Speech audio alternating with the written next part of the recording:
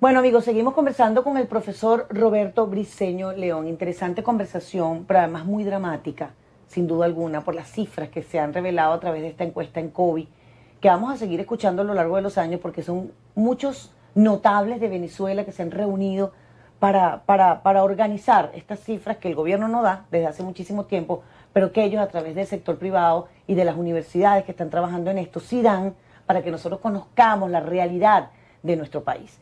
Hablábamos, profesor Roberto Briceño León, anteriormente, de justamente las políticas o la falta de una buena política de Estado es una forma de violencia. Cuando el Estado no ofrece la tranquilidad al venezolano y el 78% se tiene que resguardar en su casa antes de las 7 de la noche por temor, cuando el Estado no permite que en una universidad se pueda dar clase hasta las 9 de la noche, cuando el Estado decide no acusar a una persona que está cometiendo un delito y no llevarla por la vía legal a los tribunales y llevarla a encarcelar, ya se está obviando un derecho humano, que es la tranquilidad, que es la paz, que es vivir en tranquilidad y en paz. Esto pues además es un derecho constitucional. ¿Cómo se violenta al ciudadano a través del Estado? Bueno, hay muchas maneras en las cuales se está violentando a través del Estado. Una es la incuria, el abandono, el descuido, ¿no? Y eso en la sociedad contemporánea y en el derecho contemporáneo se ha establecido mucho, incluso hasta en términos de la familia. O sea, un padre puede que no asesine a su hijo, pero si no lo alimenta a un bebé, lo está matando. Bueno, hay una concepción de eso que es decir, el descuido, el abandono.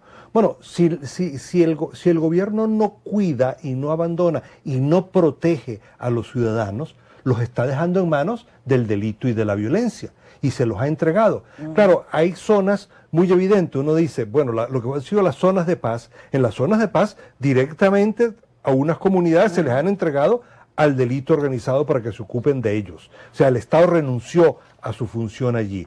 Ahora, en el resto del país, lo que sucede es ese mismo abandono. Ese abandono en el cual el Estado deja de ofrecer seguridad al ciudadano.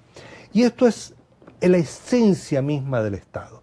Cuando uno analiza en la historia el surgimiento del Estado y sus funciones, el Estado no se encargaba ni de la salud, ni de la educación. Mucho antes que se ocupara de alguna de esas cosas, se ocupaba de la seguridad de las personas. Y el concepto mismo de lo que es el Estado es la defensa de un territorio. Y había dos tipos de defensa.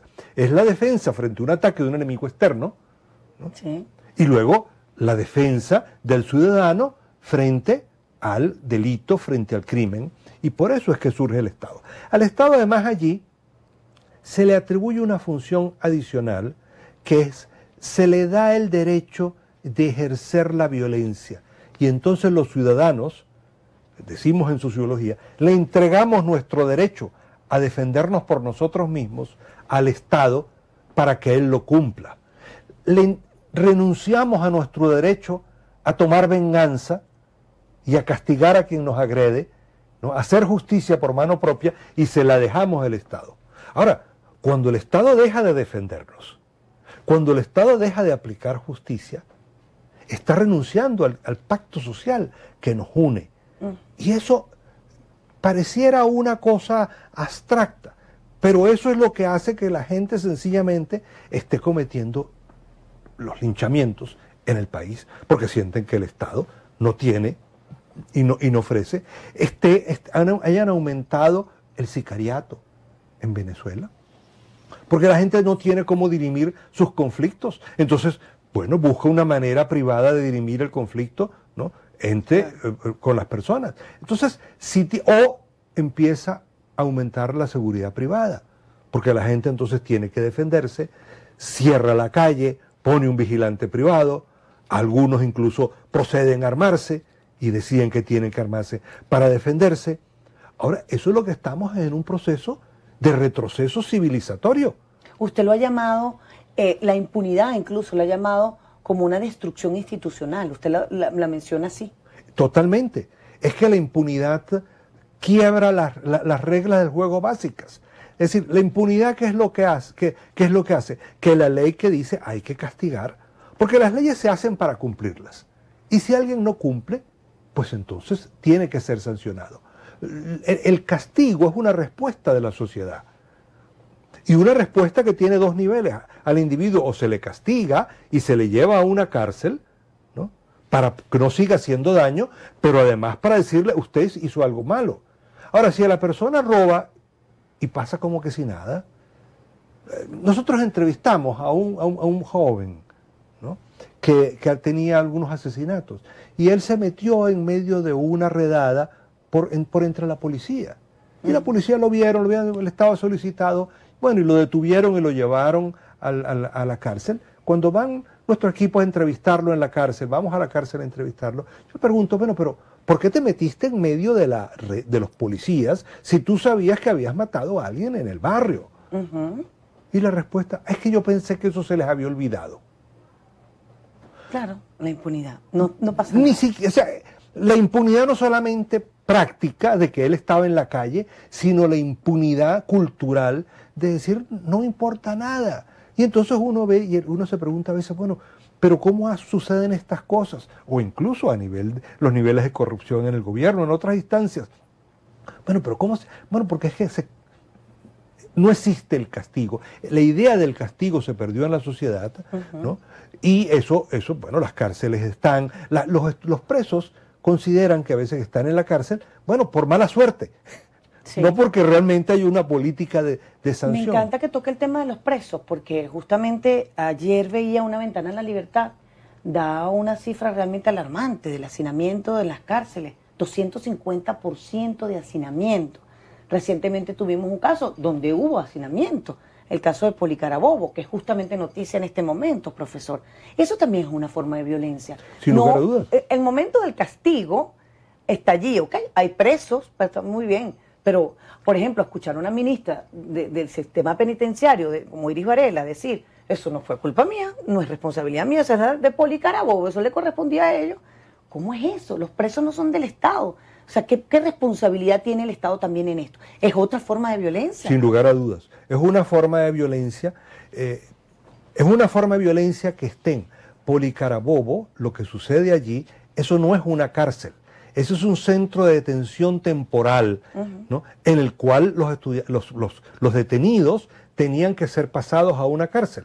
Ahora, por una decisión de política del gobierno, no reciben a estas personas. Entonces nosotros tenemos hacinamiento en las cárceles, propiamente dicho, en las prisiones, y en los puestos policiales, sí, donde se supone que tienen que estar 24, 48 horas, una semana, y hay presos allí que incluso tienen condena y que han pasado años en un lugar que no está preparado. Me gustaría que aclarara una cosa, porque aquí se me presentó en este momento esta cosa en la cabeza.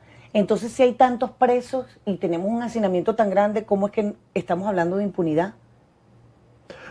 Es interesante, porque los presos que tenemos, el hacinamiento lo hay, entre otras cosas, porque no se construyeron las cárceles que dijeron que se iban a construir. ¿Y por qué no hay sentencias? Porque no hay sentencia de muchos y están puestos allí. Y en tercer lugar, que es una cosa, porque los que están detenidos quizás no son los más peligrosos. Entonces hay muchas personas, ¿no? Hay uno de estos jóvenes que murió en este incendio, motín incendio, que estaba pues detenido allí por haberse robado un celular. Ameritaba un castigo. Pero cuando tú no tienes una situación de violencia como la que tiene, el Estado y la política pública tienen que preguntarse ¿a qué privilegio? Porque a lo mejor al joven que se robó un celular, tengo otras formas de expresarle el castigo que no es tenerlo detenido en una prisión. Pero en cambio está en la calle el asesino, están en la calle, ¿no?, el violador. El violador. O sea, están en la calle aquellos que tienen delitos mayores. Sí. No hay una jerarquía, más bien, no hay una clasificación. Entonces, no es que tengamos una gran cantidad de presos en el país. Tenemos sobrepoblación, porque las cárceles que, según reportan muy bien los amigos del Observatorio de Prisiones y de la Ventana Libertad, esas cárceles que se prometieron que se iban a construir, que se financiaron inclusive, no fueron construidas. Una última cosa antes de irme a la pausa. Usted habla del aumento de la incidencia de delitos no violentos. ¿Cuáles son esos delitos? No, los delitos no violentos son, por ejemplo, el hurto. O sea, lo que ha ido cambiando, ¿en qué está el hurto? Bueno, si alguien deja un carro en la parte de afuera de su casa y cuando sale no está el carro, eso es un hurto. ¿Eso no ha hubo aumentado violencia. notablemente, considerablemente? Considerablemente porque han aumentado mucho los pequeños, el pequeño robo, los robos en los supermercados, los robos en el mercado, el robo en la calle. O sea, y hay muchos de esos delitos que están vinculados al hambre que hay en el país. Porque hay unas señoras que están y que, bueno, que se roban 2 cebollas en un mercado. Entonces, bueno, se crea una situación incómoda allí. Bueno, están cometiendo un delito, ciertamente, se están llevando 2 cebollas, ¿no? Pero bueno, esas señoras mayores que hemos podido encontrar en nuestros estudios con los observatorios en el país, una persona que es un jubilado, que le están dando una miseria de jubilación, pues el precio que tienen las cebollas, pues bueno, se las llevan. Entonces hay mucho de esa... Una descomposición terrible. Terrible, bueno, porque hay hambre en el país. Hay hambre como nunca. Es una situación que yo tengo que hacer la pausa para el regreso. Yo quisiera, antes de las conclusiones que vamos a dar en nuestro próximo bloque, se nos pasó el tiempo volando, profesor, interesantísimo la conversación. Oye, la encuesta en COVID habla de que ha aumentado notablemente la incidencia del número de suicidios en Venezuela. Tiene que ver con el hambre, tiene que ver con la falta de empleo, tiene que ver con la desesperanza, tiene que ver con la desesperación. Y ustedes decían que en donde más se notaba esto en mayor estado era Mérida, seguido de Caracas. La incidencia de suicidio, profesor. Vamos a dejarlo allí, vamos a hacer la pausa y al regreso vamos a seguir conversando de esto y ya para nuestra parte final también algunas conclusiones que me interesa hacer la consulta con el profesor Roberto Briceño León, sociólogo, doctor en ciencias sociales. En unos minutos venimos con ustedes.